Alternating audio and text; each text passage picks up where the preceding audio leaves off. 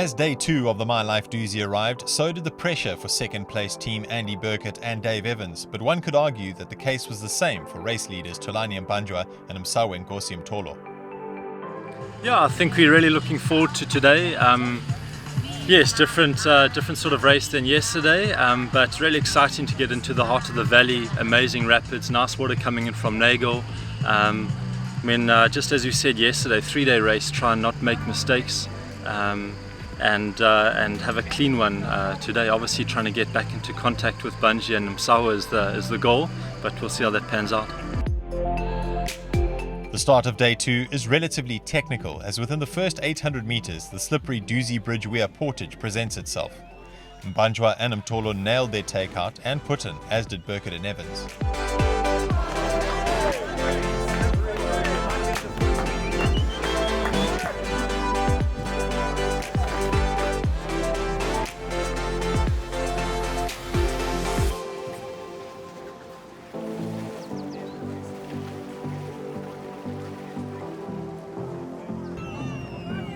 The third place crew of Makanya and Kwela, feeling the pressure, got out on opposite sides of the boat, making an already tricky portage more challenging.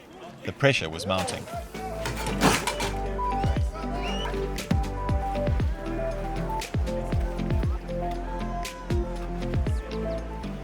The first major portage of the day comes in the form of saddles. At second saddles, Burkett and Evans had moved onto the rudder of Mbanjwa and Mtolo, settling into a steady, high-paced rhythm.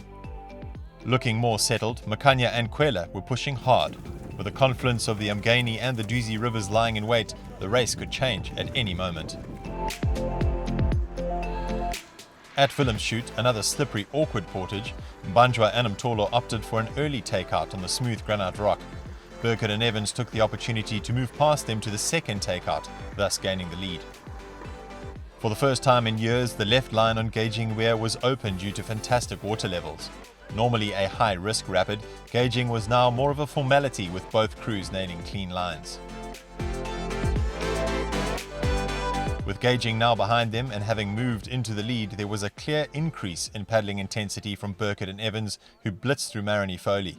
Knowing that there was an additional 3.35 kilometer portage at the headwaters of Inanda Dam due to a water hyacinth block, they had to make their move. Staying calm under pressure, Mbanjwa and Mtolo managed to reconnect with the race leaders on Ngumeni portage. But that advantage was short-lived, as Andy Burkett and David Evans managed to regain the advantage through Gumtree, Tombi and Hippo Rapids, arriving at the Hyacinth portage with a 1-minute lead. But Mbanjwa and Mtolo were not giving up.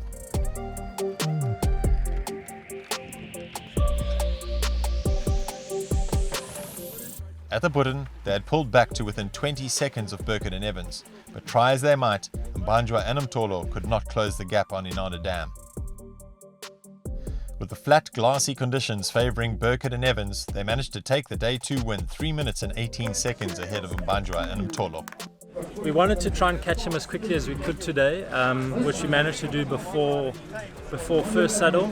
But it just seemed like the same sort of race as yesterday. We would put a bit of a gap on them, and then they would start catching us on the portage, and put a bit of a gap on them, and then they almost caught us at the portage above the dam. I think that portage caught us by surprise, a lot further than we had anticipated.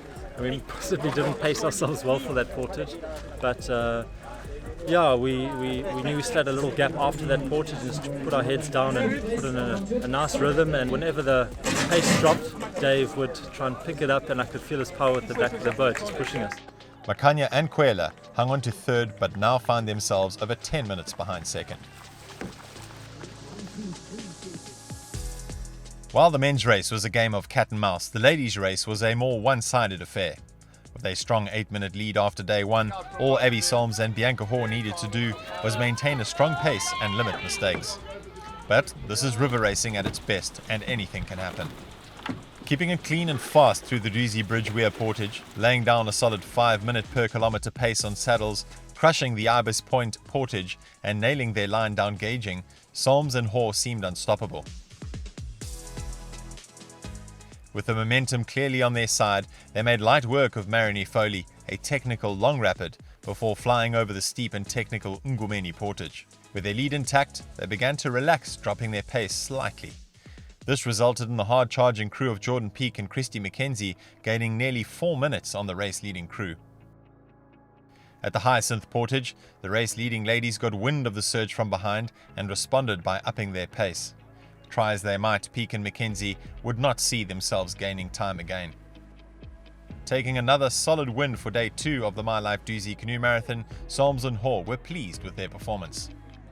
Yeah, I think very happy. We had a really consistent day and we were steady, maybe a little bit too steady. We got the time split at the dam and they had closed up quite a lot, so we gapped it on the run, and then the dam was good.